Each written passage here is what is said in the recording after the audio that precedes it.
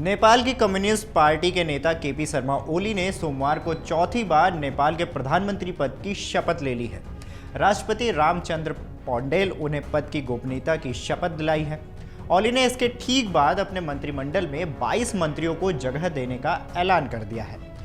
इनमें ओली का समर्थन करने वाले 4 दलों के नेताओं को भी जगह दी गई है। 72 साल के ओली चौथी बार नेपाल के प्रधानमंत्री बने हैं। उन्हें देश में राजनीतिक उथल पुथल के बीच नई गठबंधन सरकार का नेतृत्व करना है। ओली ने पुष्प कमल दाहाल प्रचंड की जगह ली है। प्रचंड शुक्रवार को विश्वास मत हार गए थे। इसके बाद संविधान के अनुच्छेद 76(2) के अनुसार नई सरकार गठित करने की प्रक्रिया शुरू हुई। राष्ट्रपति रामचंद्र ने नेपाल कम्युनिस्ट पार्टी एकीकृत मार्क्सवादी लेनिनिस्ट के नेता केपी शर्मा ओली को नेपाल का नया प्रधानमंत्री नियुक्त किया है। आपको बता दें, केपी शर्मा ओली को चीन समर्थक माना जाता है। उनके पहले कार्यकाल में भारत के साथ उनके रिश्ते तल्ख रहे थे।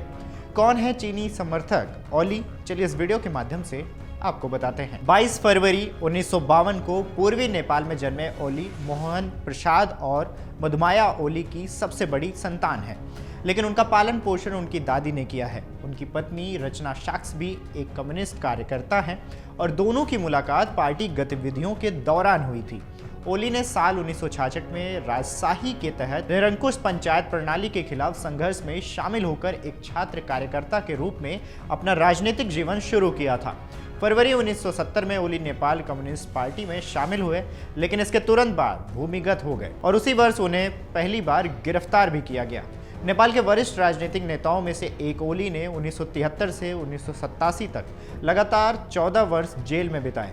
जेल से रिहा होने के बाद वह 1990 में यूएमएल की केंद्रीय समिति के सदस्य बने। वर्ष 1990 के दशक के लोकतांत्रिक आंदोलन के बाद ओली देश में एक लोकप्रिय नाम बन गए। इस आंदोलन के जरिए निरंकुश पंचायती शासन का अंत हुआ। ओली 1991 में झापा जिले से पहली बार प्रतिनिधि सभा के सदस्य चुने गए और 1994 से 1995 तक गृह मंत्री रहे। 1999 में वे झापा से फिर चुने गए। 2006 में गिरिजा प्रसाद कोइराला के नेतृत्व वाली अंतरिम सरकार के नेतृत्व के दौरान उन्होंने उप प्रधानमंत्री के रूप में कार्य किया। नेपाल ने एक बार फिर अपने मित्र रहे प्रचंड को झटका दे दिया है, जब उन्होंने राजनीतिक शत्रु समझे जाने वाले नेपाली कांग्रेस के शेर बहादुर देउबा से हाथ मिला लिया था। देउबा की जगह नेपाली कांग्रेस नेपाली प्रतिनिधि सभा में सबसे बड़ी पार्टी है। महज 4 महीने पहले ही ओली के समर्थन से मार्च में प्रचंड ने सरकार का गठन किया था।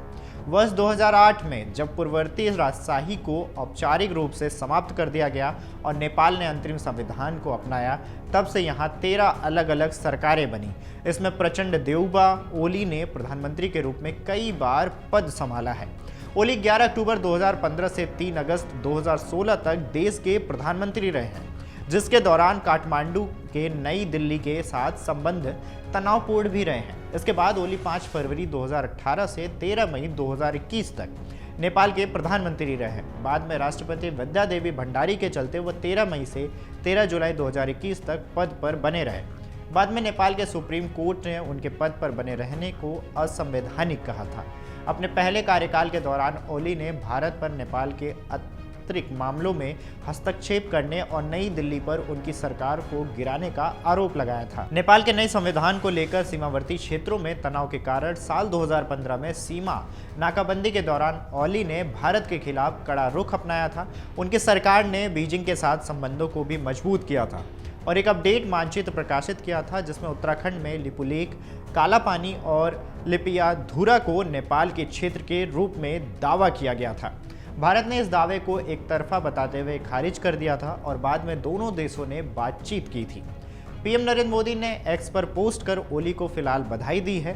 प्रधानमंत्री ने लिखा है कि दोनों देशों के बीच दोस्ती के गहरे बंधन को और मजबूत करने के लिए साथ में काम करने के लिए उत्सुक दिख रहे हैं, जिससे दोनों देशों का परस्पर सहयोग और अपने लोगों की प्रगति और समृद्धि को आगे बढ़ाया जा सके। इस खबर पर आपकी क्या राय है, हमें कमेंट करके जरूर बताएं। वीडियो डेस्क अमरुजाला.com। अगर आप ये वीडियो YouTube पर देख रहे हैं तो हमारे चैनल को सब्सक्राइब करें और बेल आइकन को दबाना ना भूलें। अगर आप Facebook पर ये वीडियो देख रहे हैं तो हमारे पेज को लाइक करें।